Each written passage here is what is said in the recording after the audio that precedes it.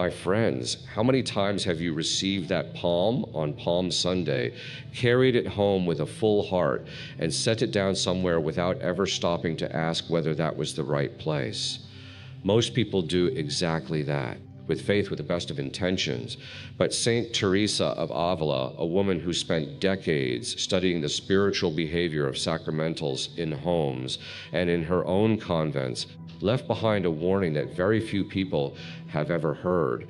It is not enough simply to have the blessed palm.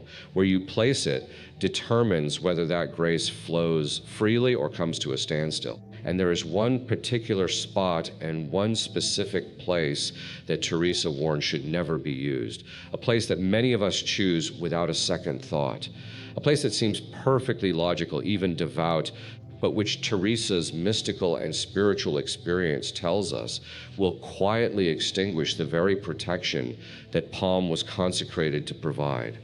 And if you're already casting your mind back, trying to remember which corner of your home you tucked last year's palm into, or the one from the year before that, I want you to know you are not alone in asking this question. Millions of Catholic homes keep blessed palms without ever realizing that placement matters just as much as the blessing itself. Teresa understood this. She didn't only pray, she observed. She watched the effect of sacramentals on souls, on spaces, on families.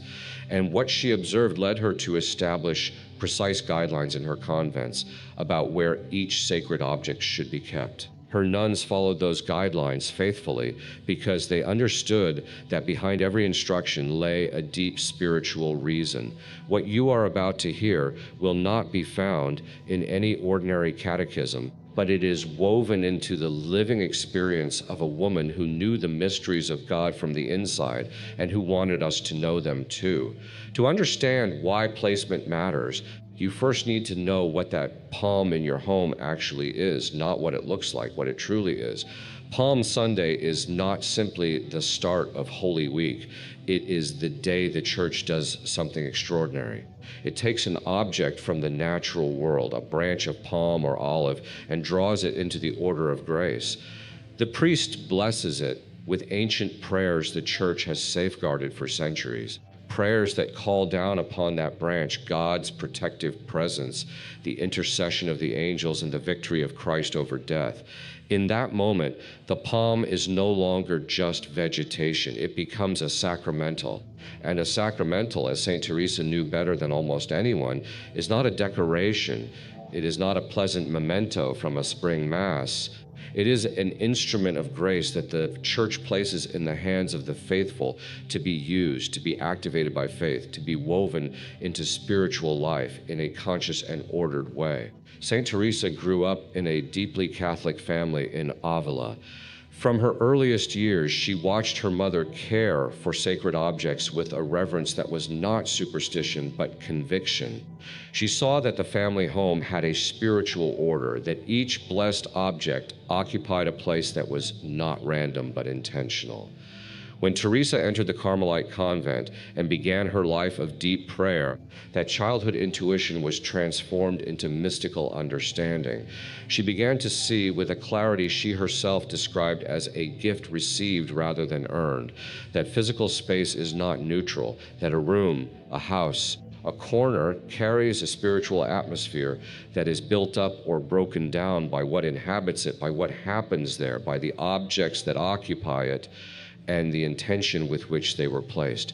In the way of perfection, Teresa does not speak directly about the physical arrangement of household objects because that book was written for her nuns, and the convent already had its own rules of order. But in the book of her foundations, that detailed account of how she established each new Carmelite house, something revealing appears. Teresa describes the great care taken in choosing the placement of every image, every blessed object, every sacred symbol.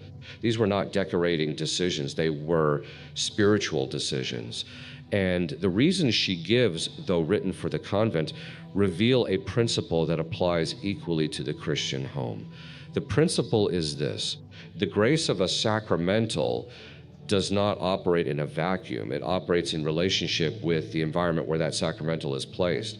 A blessed object that's set in an orderly, peaceful space, one meant for prayer or quiet, radiates its grace outward into the surrounding area. But that same object placed in a disordered space, one marked by habitual conflict or indiscriminate mixing of the sacred with things that have nothing to do with God, does not lose its blessing entirely. God's grace is always greater than our mistakes, but its effectiveness as a shield, as a protective presence, as an active sign of Christ's victory in that home is significantly diminished. And this is precisely what it makes the blessed palm such a delicate case. Because the palm, unlike a medal or a scapular, is the kind of object that tends to be placed somewhere in the home and simply left there for months, sometimes years. It becomes part of the household scenery. It gets forgotten. And in that forgetting, a quiet process begins that Teresa would have recognized immediately. The sacred object remains physically present, but the soul's living relationship with that sacramental has gone dark. And when that relationship fades, when the palm stops being a living sign and becomes just another object among the objects of the house, its capacity to serve as a gateway of grace is meaningfully reduced.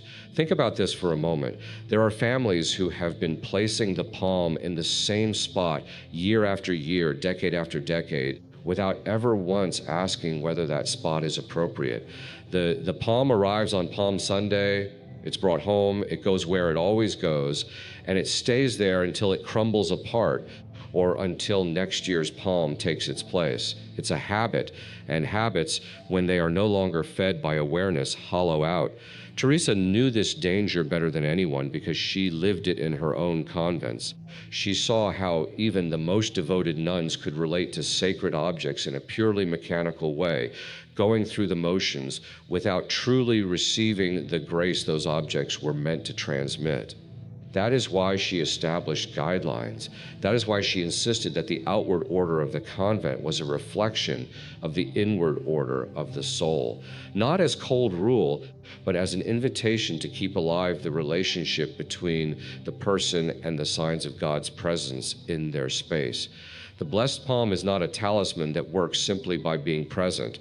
It is a sign that speaks, that reminds, that protects, but only when the soul that received it continues to recognize it for what it is.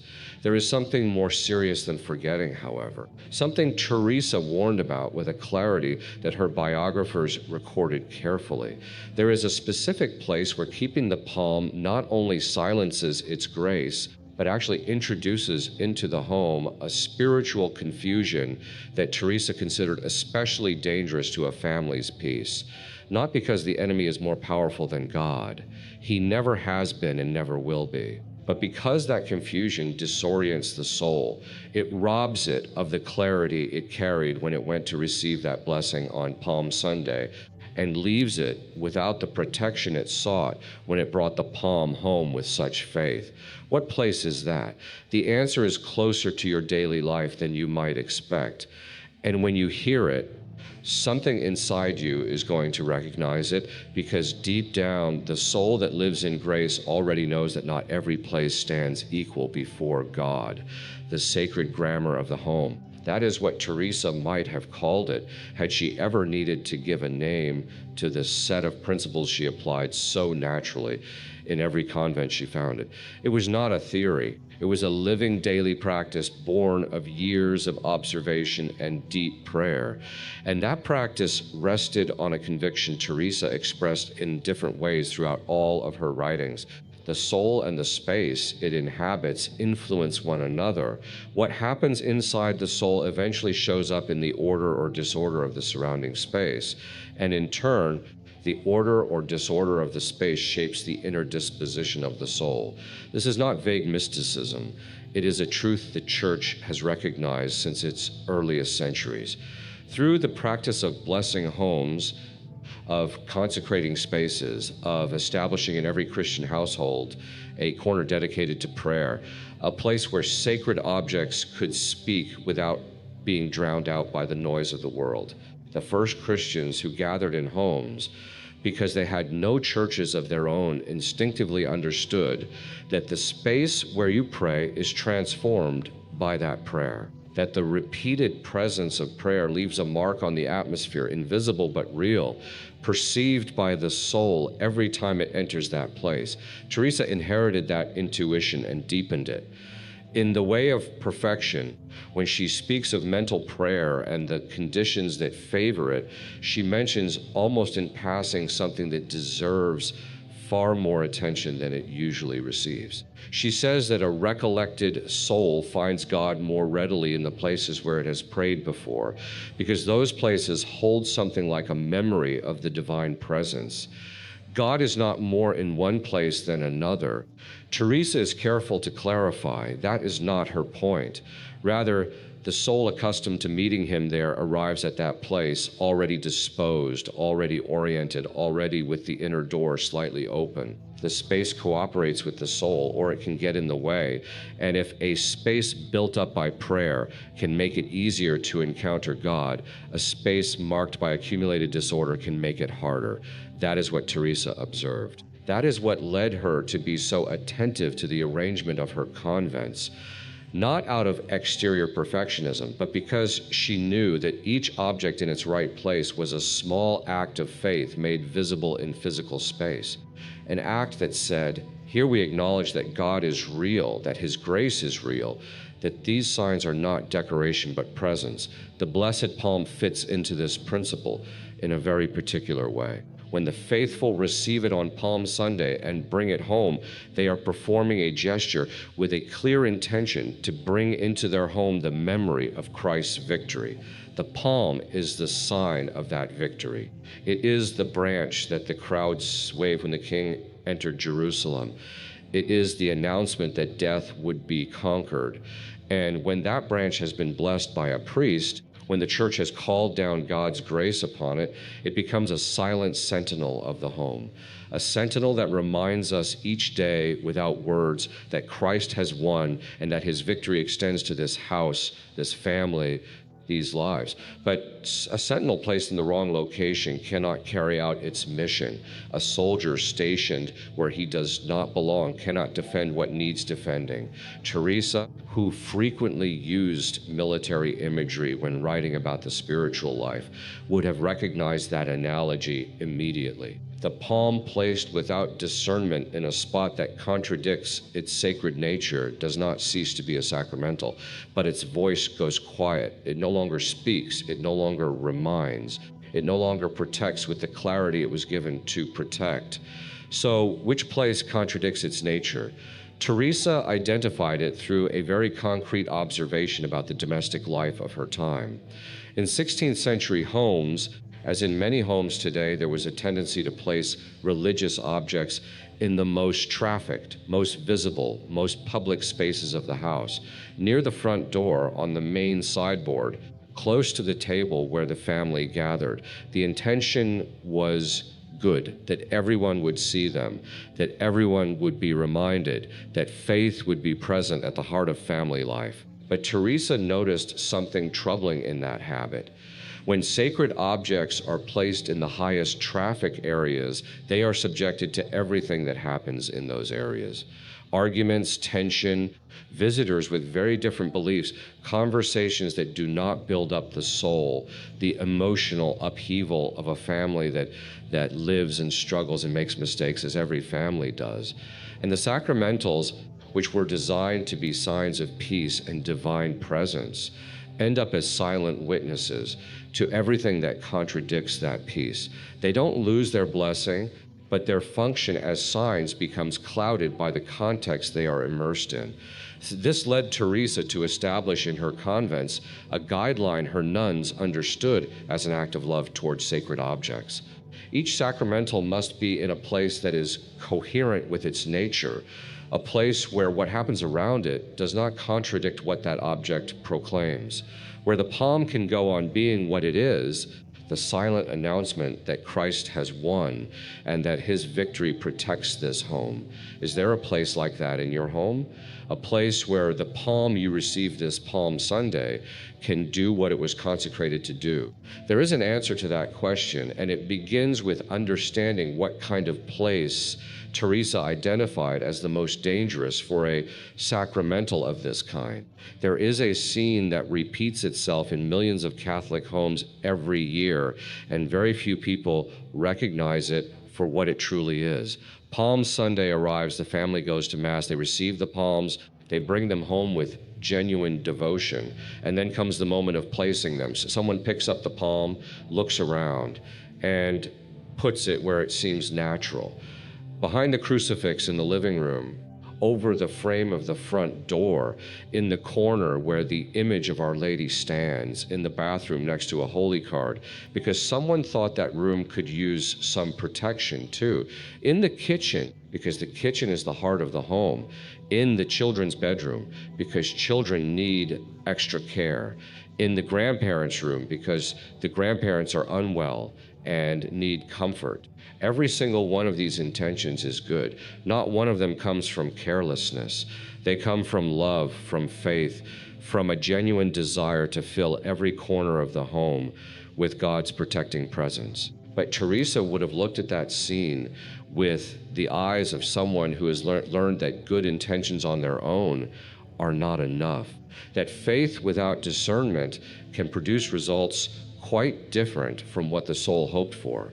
Not because God punishes ignorance, but because grace operates according to spiritual laws that the Church has always known and that the saints have discovered through patience and prayer across the centuries. The first kind of place Teresa would have pointed to as problematic is the one that mixes the sacred and the worldly with no real order or intention. We are not talking about sacred objects needing to be kept in a glass cabinet, untouchable and removed from real life. Teresa was far too human, far too practical for that kind of extreme. We are talking about something quite different, spaces where the sacred is reduced to a decorative element among objects that have no relationship whatsoever to faith. The shelf where the palm shares space with souvenirs from holidays abroad, with framed photos from purely social occasions, with objects that belong to an entirely different logic than the logic of grace. In that context, the palm goes silent. It is there physically, but spiritually it has nothing to say. The second problematic space is more delicate and more common than it might seem. It is the spot in the home where the family's most intense conflicts habitually take place. The sitting room where the most painful arguments happen, the hallway where people pass each other in loaded silence, the bedroom where the relationship between two people has fractured. Teresa did not say sacramentals could never be in such places. She said something more nuanced, that a sacramental placed in a space of habitual conflict, with no one consciously praying for that conflict, with no one activating the grace of that object with intention and faith, ends up being a presence that hurts, because it reminds us of what should be and stands in painful contrast to what is. And that contrast, rather than healing, can deepen the wound. But the third place, the one Teresa identified most clearly and returned to most insistently, is the one that surprises people most when they first hear it. And it is the place that most people choose without thinking twice. It is the home's entrance space, specifically the threshold or front door. When that threshold is also the passage through which everything enters the house indiscriminately, everything that arrives without being considered, everything that crosses that boundary without anyone asking what it carries with it. The front door of a home is, in the spiritual tradition Teresa knew so deeply, a place of the highest symbolic and spiritual importance. It is the boundary between the outside world and the sacred space of the home. And for precisely that reason, placing the palm above the front door seems logical, seems in fact like the most obvious spot for a sign of protection.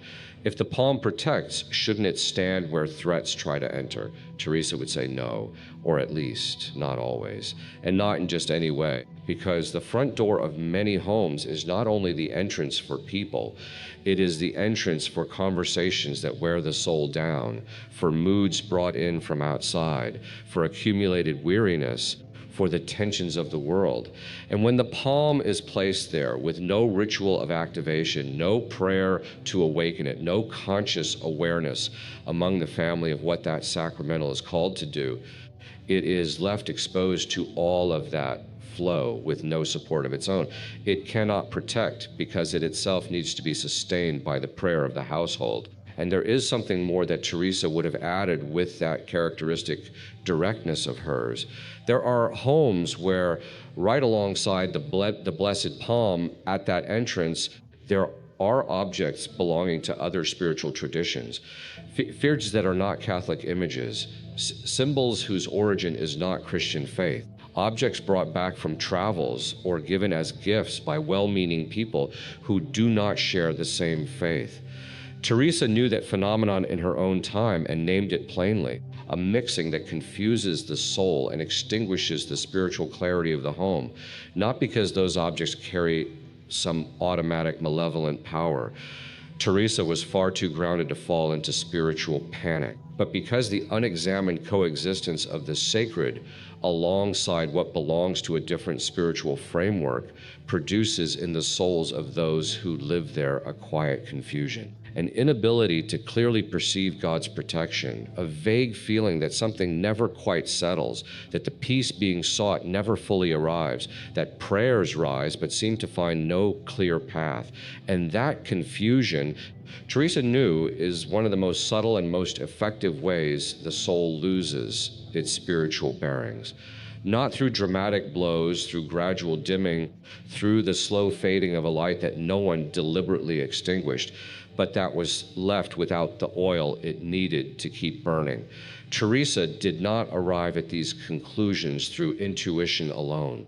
She arrived at them by the only road she ever trusted, the one she described in her own writings: prolonged prayer, lived experience, and the constant testing of what the soul perceives against what the church teaches. She was a woman who distrusted her own mystical experiences until she had verified them with her confessor and the tradition of the church. That same demand for rigor she applied to everything she observed in the spiritual lives of those around her. And what she observed in relation to sacramentals and the spaces of the home led her to articulate something that her biographers recorded is one of her most practical and least known teachings. She never wrote it out in a systematic treatise.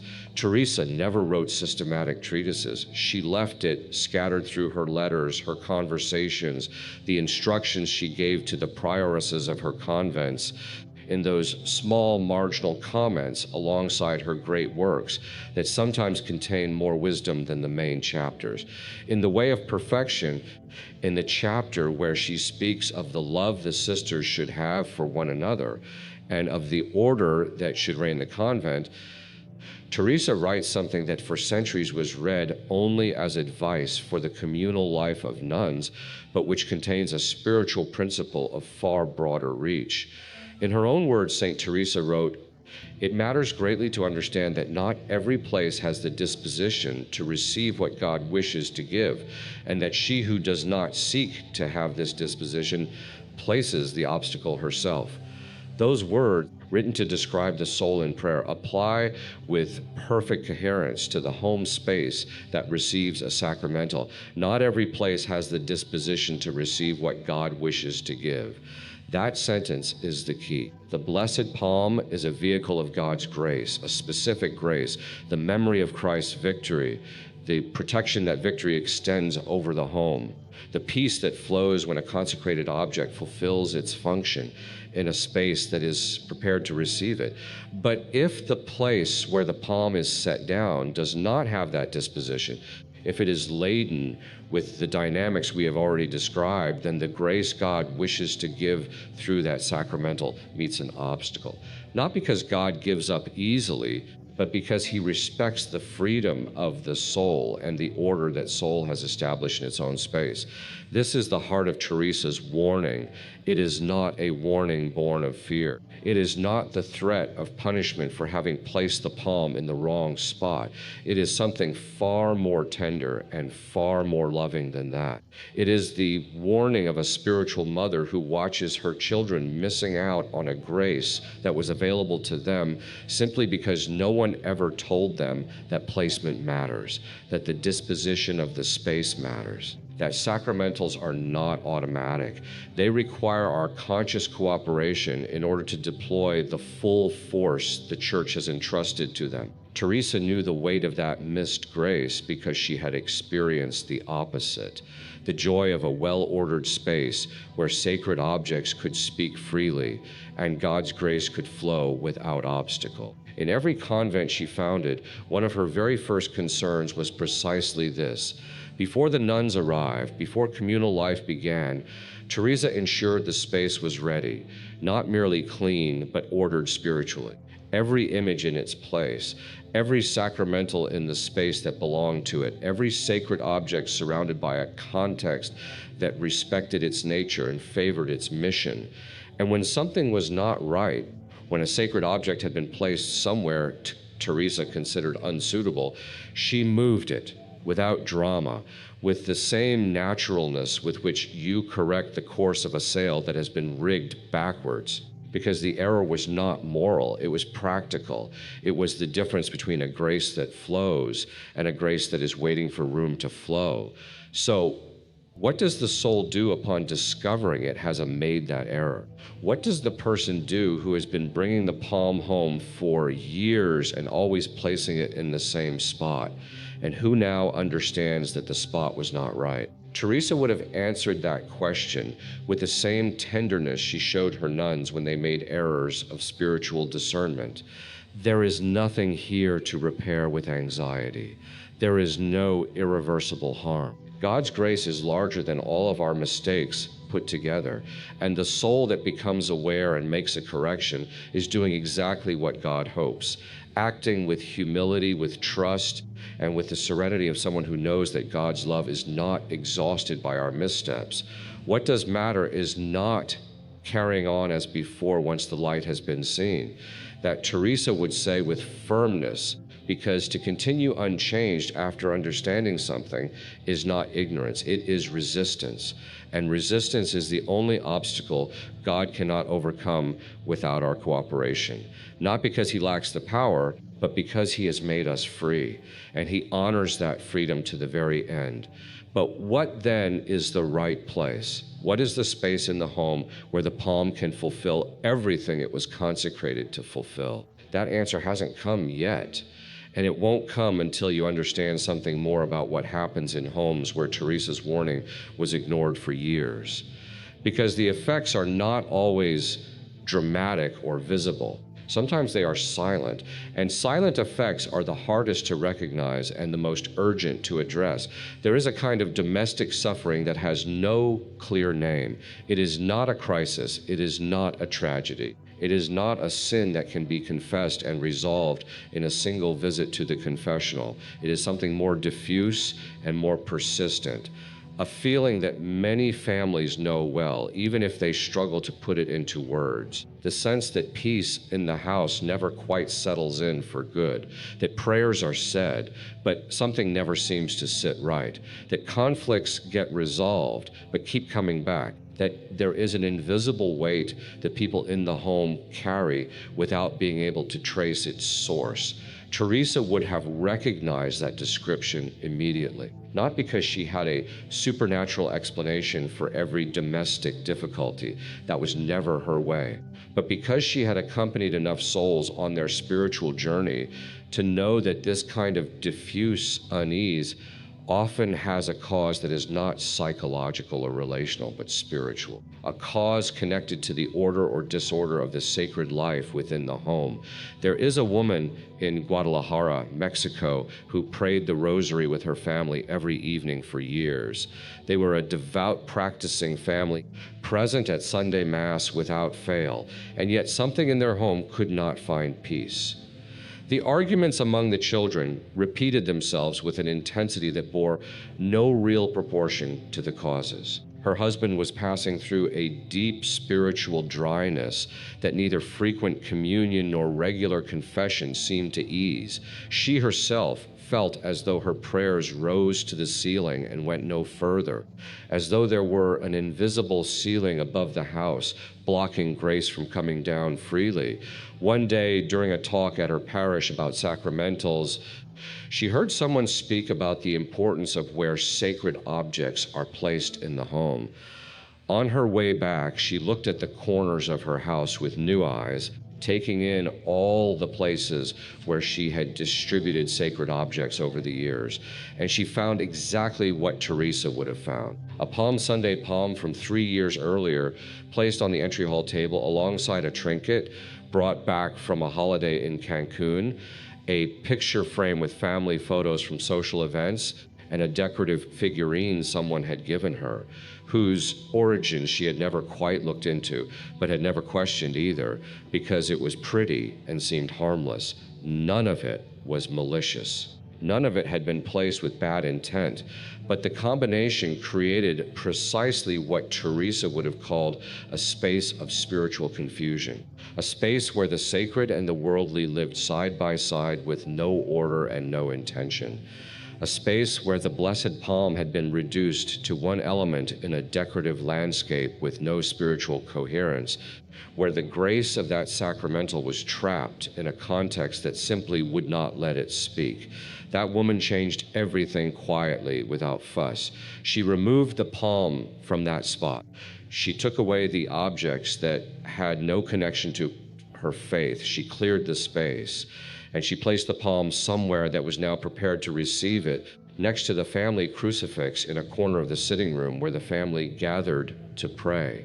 She did it with a small prayer, plain and simple in her own words, asking God for that palm to take up its mission again as a sign and as protection in her home.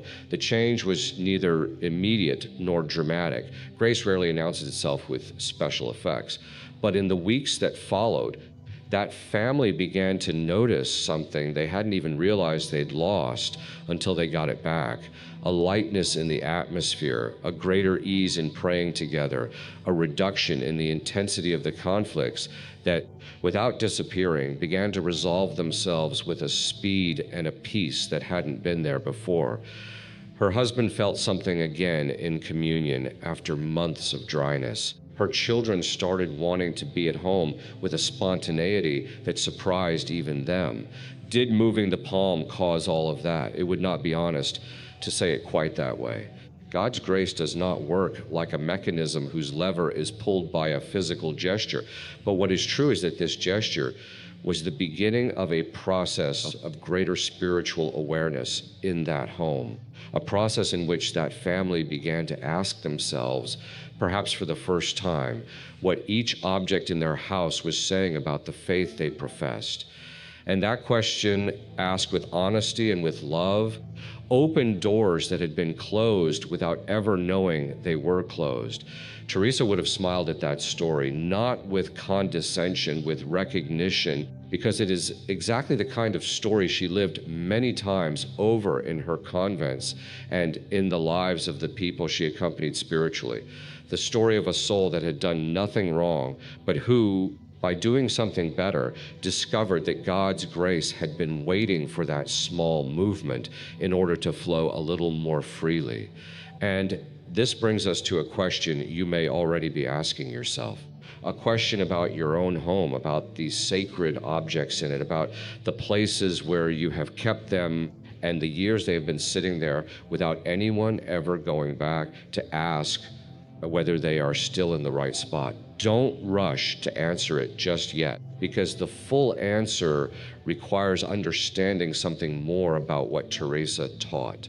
Something about the Carmelite tradition of domestic order that completely changes the way you look at the space where you live and pray. When Teresa of Avila founded a new convent, the First thing she did was not arrange the nuns' schedule or distribute household responsibilities. The first thing she did was walk through the space. She moved through every room, every corridor, every corner with an attentiveness that her companions described as though she were reading something the rest of them could not see. And on that first walk through, Teresa made decisions that sometimes surprised those with her, decisions that seemed precise and yet somehow intuitive. This image here, not there. This crucifix on this wall, not the one opposite. The blessed palm from the previous year in this spot, which would also receive the new Palm Sunday palm when it arrived. Her nuns learned not to question those initial decisions, not because Teresa was authoritarian, though she could be when necessary, but because over time they understood that each decision rested on a reason that, once explained, made complete sense. Teresa never acted on whim or aesthetics. She acted on what she called in her writings the understanding of spiritual things, that faculty of the soul which, purified by prayer, begins to perceive the invisible relationships between objects, spaces, and the inner dispositions of the people who inhabit them. The Carmelite tradition of domestic order, if we can call it that, rests on three principles Teresa never formulated as a list, but which emerge clearly from the way she arranged sacred spaces. The first is the principle of coherence.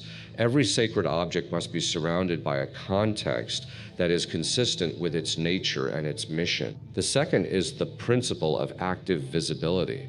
Sacramentals must be placed where they will be seen regularly, where the eyes of those living in the home will naturally fall on them during the day, not as decoration, but as a living reminder. And the third, the deepest and the most demanding, is the principle of renewed intention. It is not enough to place the object in the right spot once.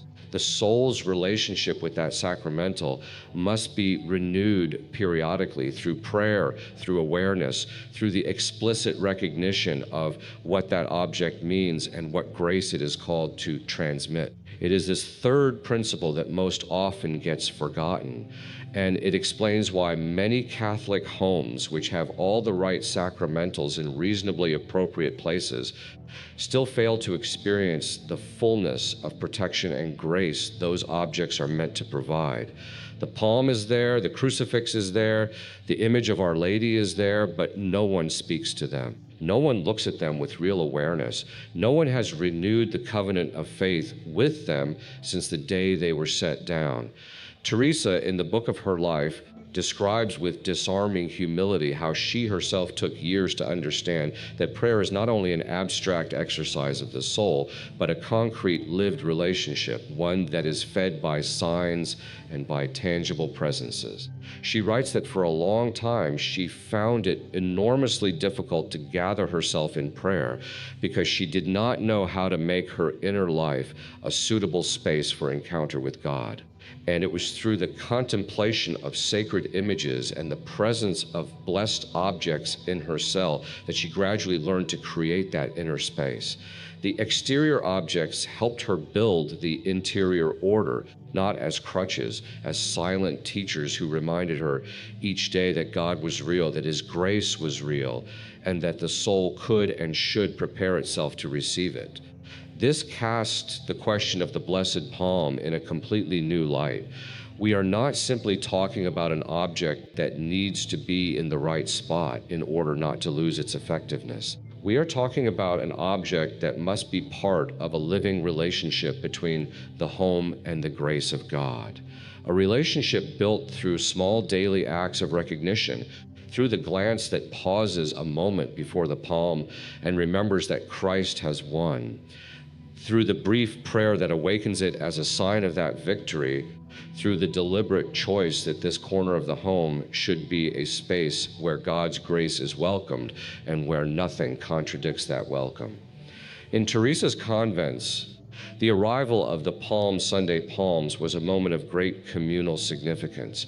The nuns did not simply receive them and put them somewhere.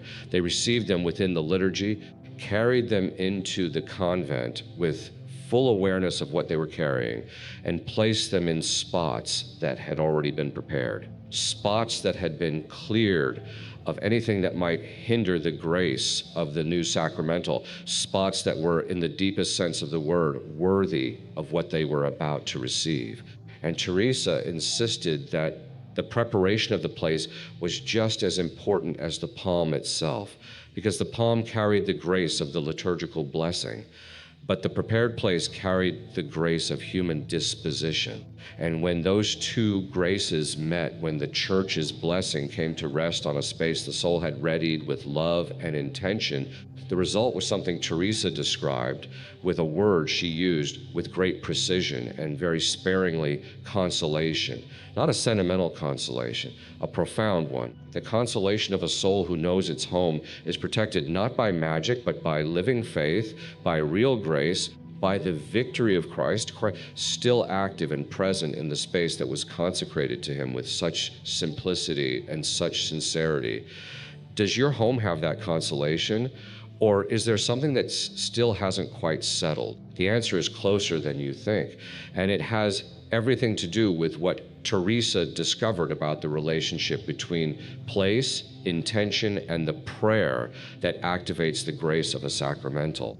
There is a moment in the spiritual life that Teresa describes in the Interior Castle with a precision that, when you first read it, produces something very close to recognition. Not the feeling of learning something new, the feeling of hearing someone name something you already knew but had no words for. Teresa speaks of the instant in which the soul stops acting out of habit and begins acting out of awareness. The instant when faith stops being a set of inherited practices and becomes a living personal relationship sustained by the will and by love. That instant changes everything. It changes the way you pray, the way you go to confession, the way you receive communion, but it also changes something that Teresa would mention among her most everyday and most profound observations. It changes the way you relate to the sacred objects in your home.